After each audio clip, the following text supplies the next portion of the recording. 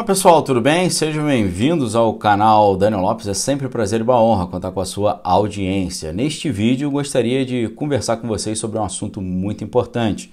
Chegou o Natal e é claro que Natal não é para a gente pensar em Papai Noel, nem em comprar presente para os outros principalmente, mas sim pensarmos sobre o nascimento do nosso Senhor e Salvador Jesus Cristo e como isso impactou a humanidade, dividiu a história entre antes e depois de Cristo e como isso continua, esse grande evento que marcou e dividiu a história, continua nos influenciando até hoje no mundo, ok?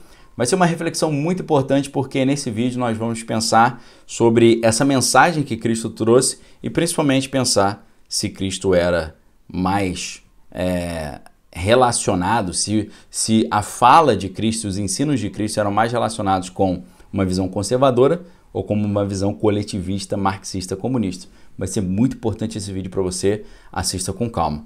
Antes de a gente entrar no assunto do vídeo hoje, gostaria de lembrar vocês que as inscrições para o Clube de Leitura Daniel Lopes 2023 ainda estão abertas. Você pode inclusive dar de presente para alguém que você ama o acesso a esse curso. Nós vamos estudar 14 livros por ano, um livro por mês, aula semanal, live mensal e grupo exclusivo no Instagram para a gente fazer as lives e tirar dúvidas. Eu separei livros maravilhosos a dedo que iremos estudar aqui. Tem esse aqui do Maquiavel Pedagogo, esse aqui do Emborrecimento Programado, esse sobre Jordan Peterson, entre muitos outros. Lembrando que esses 14 livros você pode adquirir com desconto de 51%. Para 14 livros você vai pagar, em vez de quase R$1.000, você vai pagar cerca de R$468. É um desconto assim inacreditável você pagar isso para 14 livros, vale muito a pena, vem estudar conosco e vamos lá, tá? Então, pessoal, só para a gente estabelecer algumas definições aqui primeiro, né? As pessoas falam assim, né? Mas qual é a definição de capitalismo? Qual é a definição de socialismo? Tem uma definição assim, que é uma espécie de slingshot argument, né? O que é o slingshot argument? Slingshot argument é algo que eu aprendi no meu mestrado em filosofia, né, com concentração na área de lógica e metafísica que eu fiz lá na Universidade Federal do Rio de Janeiro. Não concluí esse mestrado, porque comecei junto com o mestrado em linguística na Universidade do Estado do Rio de Janeiro, onde eu concluí, e depois concluí meu doutorado em estudos de linguagem na área de linguística na Universidade Federal Fluminense. Aprendi essa ideia lá no Largo de São Francisco, na Federal do Rio de Janeiro, estudando filosofia, lógica e metafísica, essa ideia de slingshot argument. O que é o slingshot argument? É um argumento estilingue, é um argumento rápido assim, né? O que eu vou apresentar para vocês não é um argumento estilingue no sentido da filosofia analítica, né? No sentido de proposições lógicas, mas é um argumento rápido, né? Para tentar fazer uma definição mais eficiente e eficaz do que seria a diferença entre capitalismo e socialismo. Dizem que capitalismo é aquele local onde todo mundo quer ir para lá e quem está lá não quer sair.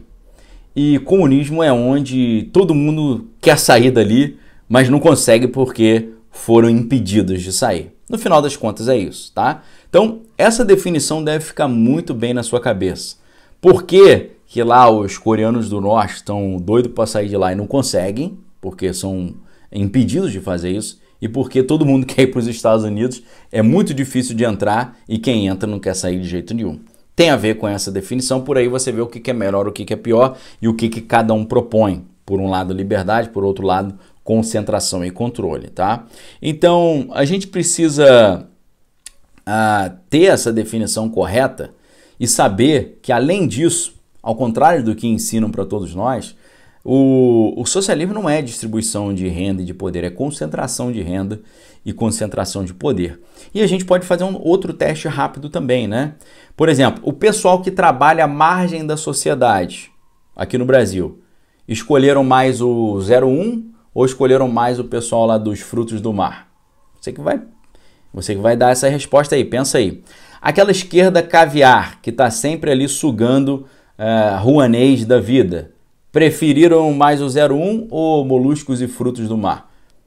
A elite bancária, que suga as taxas ali dos brasileiros mais simples, preferiram o 01 ou o fruto do mar, né?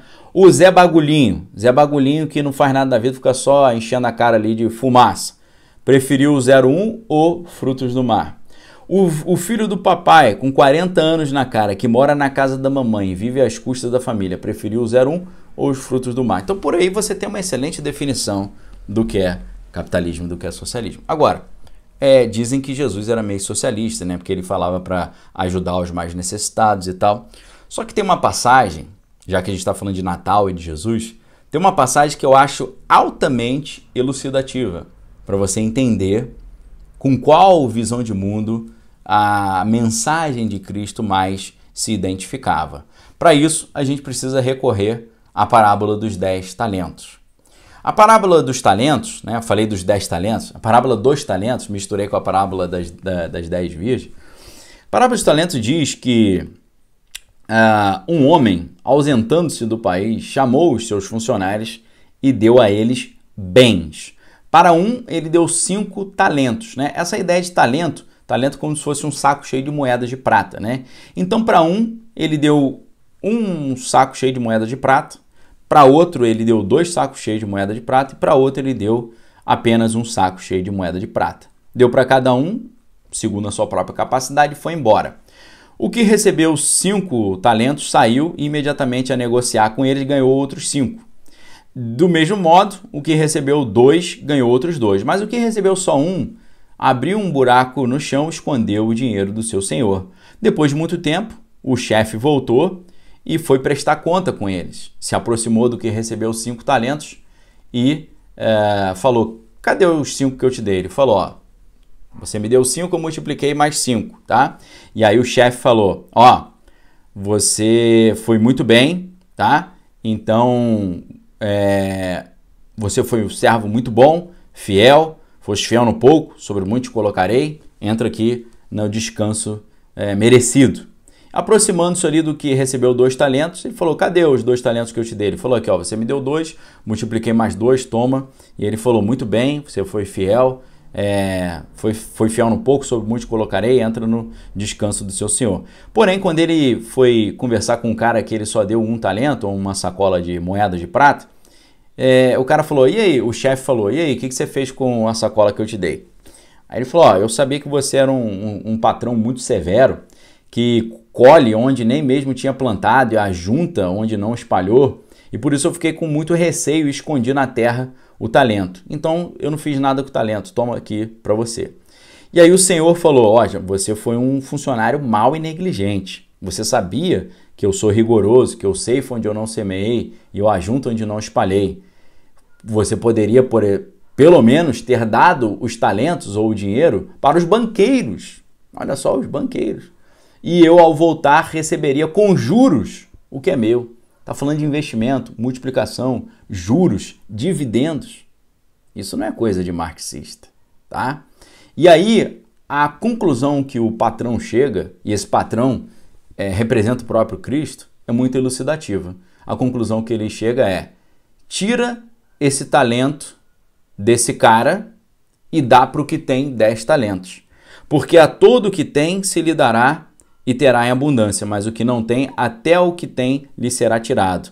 E o servo inútil, né, o funcionário inútil, que ele seja lançado fora nas trevas, onde haverá ali ranger de dentes e prantos. Então, vamos analisar isso aqui com calma, né? 3 pessoas, ok? Um recebeu 5, o outro recebeu 2, o outro recebeu 1, tá? Se Jesus fosse um Carlinhos Marcos da vida, né, um Quevara, se fosse um canhotão, o que ele ia fazer? Pera aí, o cara tá com 5, o outro tá com 2, o outro tá com 1, vamos juntar isso tudo e distribuir igual para todo mundo, tá? Vamos supor aqui que cada um ia receber a mesmíssima quantidade. Vamos somar todos esses talentos, um tem 5, o outro tem 2, o outro tem 1, a gente tem 8 aqui. Você pega 8, divide 8 por 3 e a gente vai dar essa porção igual para cada um, tá? A gente vai dar 2,66 para cada um, para todo mundo ficar igual. Se Jesus tivesse feito isso, ele ia mostrar que realmente ele quer a igualdade total, não quer diferença entre classes, porque ele não quer promover a luta de classe, que para Marx era o grande problema de tudo, né? Como ele começa o seu próprio manifesto comunista, ele vai dizer que a história da humanidade é a história da luta de classe, a luta de classe é a fonte de todos os problemas da humanidade, a solução para isso é você acabar com as classes e criar uma sociedade sem classes, né, que é o comunismo. Então, se Jesus tivesse falado, ó, vamos fazer o seguinte, você está com 5, você está com 2, você está com 1, isso está errado, tem que ficar todo mundo igual. Então vamos somar, 5 mais 2 dá 7, mais 1 dá 8, a gente divide 8 por 3, dá 2,66, eu dou 2,66 para cada um, fica todo mundo igual. Não, não é isso que faz. Inclusive, Jesus chega para esse que só ganhou 1 e fala, pô, você não fez nada, poderia ter colocado no banco para dar juros, e aí quando eu chegasse eu ia receber meus dividendos.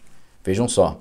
E mais do que isso, em vez de Jesus tirar do que tem 5 e do que tem 2 e distribuir igual para todo mundo, ele tira do cara que tem 1 só e dá para o cara que tem 10, em recompensa ao mérito que ele teve em se empenhar na multiplicação desse talento, no crescimento disso, no progresso, tá? E aquele que só tinha 1, em vez de receber um auxílio governamental, uma bolsa, né, da vida, ele acabou perdendo o único que ele tinha porque ele não se engajou. E é muito interessante que a gente vê que Jesus não gosta da preguiça e não gosta de que o preguiçoso seja ajudado, né? Você vê que, inclusive no Antigo Testamento dizia, né, quem trabalha, então que não coma, porque todo mundo tem que trabalhar para ter o seu sustento, ninguém vai ser sustentado na sua preguiça. A gente ajuda aquele que é limitado, né, a viúva, aquele que é necessitado, aquela criança que ficou desprovida, mas o preguiçoso, que tem saúde para trabalhar e não trabalha, de jeito nenhum. Então espero nesse vídeo ter ajudado você a entender se Jesus está mais para o lado canhoto ou se ele está mais para o lado do conservadorismo, tá bom? Espero que você tenha gostado desse vídeo. Me deixa aqui embaixo no comentário o que você achou. Nesse dia de Natal, acho muito importante a gente refletir sobre isso, porque o mundo está vivendo numa nuvem aí de coletivismo e progressismo, que mais deveria ser chamado de regressismo. Então, eu acho muito importante a gente refletir sobre Cristo nesse sentido da filosofia ou da visão de mundo por trás da mensagem cristã, tá bom? Então fica o convite para vocês estudarem conosco no Clube de Leitura Daniel Lopes 2023, primeiro link aqui embaixo. Fica o convite para você adquirir também os 14 livros que separei a dedo para vocês, com descontaço aí de Black Friday, desconto inacreditável, que eu só faço uma vez por ano, e a gente vai ter no curso aí 14 livros no ano, um livro por mês, aula semanal, live mensal, grupo exclusivo no Instagram para tirar dúvida, e além disso também o acesso à minha mentoria ali, te ajudando nessa leitura, sem falar no nosso maravilhoso cronograma de leitura, né? Porque isso aqui é um dos grandes diferenciais do Clube de Leitura Daniel Lopes, né? Olha o cronograma de janeiro, ó. Primeiro livro de janeiro é esse livro aqui, O Eixo do Mal. O mês de leitura começa 26/12 até 30/1. A primeira semana você tem aqui, ó, vai da segunda-feira 26/12 a segunda-feira 2/1. A gente vai ler na primeira semana as páginas 13 a 102, são 89 páginas na semana, média de 13 páginas por dia. Depois nós temos a aula 1 liberada na plataforma na segunda-feira 2/1, às 20 horas, referente às páginas 13 a 102. E aqui a gente tem aqui espaço para você anotar o que você aprendeu na semana. Semana 1, semana 2, semana 3. Temos a última semana, que é a semana de leitura atrasada. E depois da última semana tem a live para tirar dúvidas. E aqui tem todas as orientações que você precisa, ok? Tudo bonitinho, organizadinho, tá? Pra gente conseguir fazer as coisas para Deus e com excelência, tá bom? Vem estudar conosco, oportunidade imperdível. Fique com Deus, Feliz Natal, examine todas as coisas, retém que é bom, forte abraço e a gente se vê em breve com mais conteúdo exclusivo só aqui no canal Daniel Lopes. Um abração, valeu!